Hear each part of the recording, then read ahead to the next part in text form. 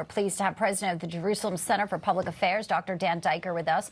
And she is Vice President of National Security over at the Heritage Foundation and former Deputy National Security Advisor Victoria Coates.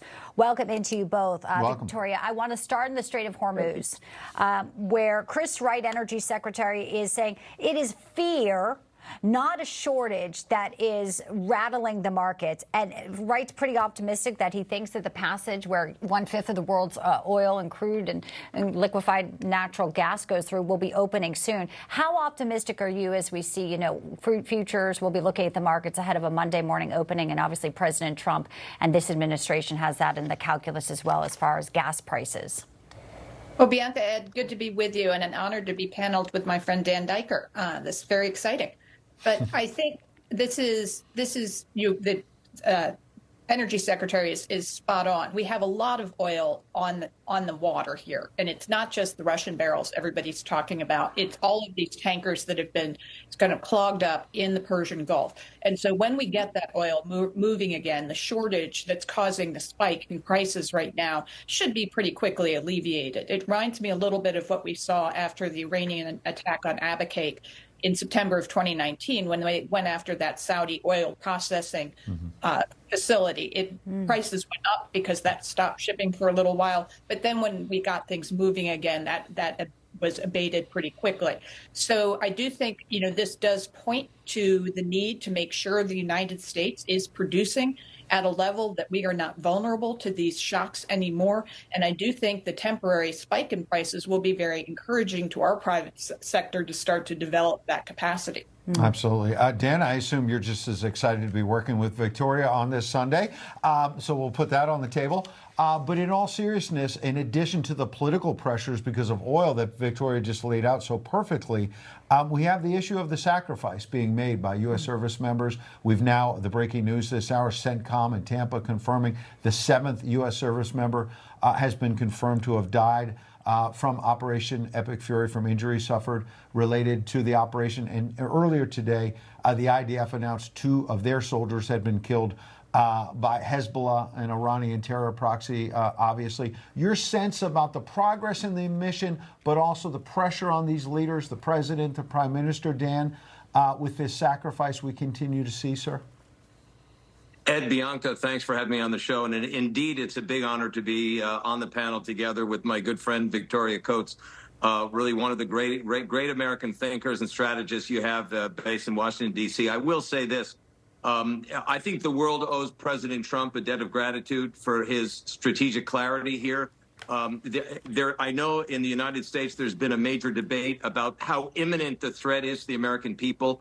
And as someone who has followed the Iranian regime as an American-Israeli analyst based in Jerusalem right now and talking to you from the historic American Colony Hotel, I can tell you that there is an absolute imminent threat that Steve Witkoff talked about publicly just 48, 60 hours ago, several times, when he talked about the deception that the Iranian regime jihad has now prosecuted against the American people, and that the Iranian foreign minister himself, Araghchi, told Witkoff himself that the regime has enough nearly weapons-grade material to produce 11 nuclear bombs.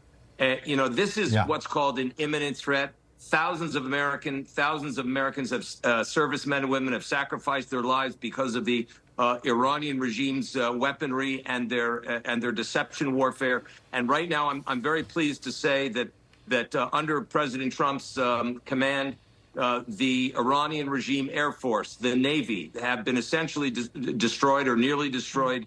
The command structure has been almost completely dismantled. And I think both Israel and the United States in this alliance, as Secretary Hegseth has pointed to several times, has been, I think the history books will write about this type of alliance and the security efficiency that we're seeing against the world's most dangerous regime, holding potentially the world's most dangerous weapons.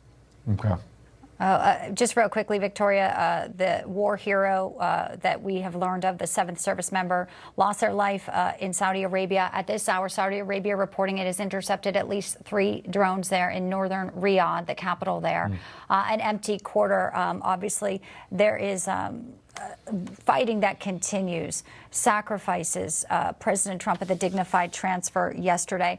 When we look at it as a totality here in the battlefield, what would you be looking at? We're entering another week, potential maybe for some of these Gulf states to also get involved if they're being hit. Iran was also hit. What do you think could be a calculus for our supporters and our allies there in that region? This is a sobering reminder that this isn't a video game. This is, as President Trump has said, a real war, and we're going to suffer casualties. And each one of our heroes should be individually lionized and mourned with their families as they return home. But I think we are going to see a shift in the region. We've seen two things today reported. Qatar expelling the leadership of Hamas from Doha at long last. The UAE potentially weighing direct strikes on Iran from Arab soil. And I think you could see additional engagement from the Saudis as well. They're not doing this because they think the United States is losing and Iran is somehow strong. They're doing it because they think the United States is going to be the winner here. Yes, the United States and they're Israel, done with their indeed, proxies. This alliance, absolutely. Victoria, appreciate your time. Dan, stay safe there in Jerusalem. You and everybody on the ground there. We appreciate you taking time out, both of you. Thank you. Thank you. Thank you very much. Thank you. You are watching Newsmax's special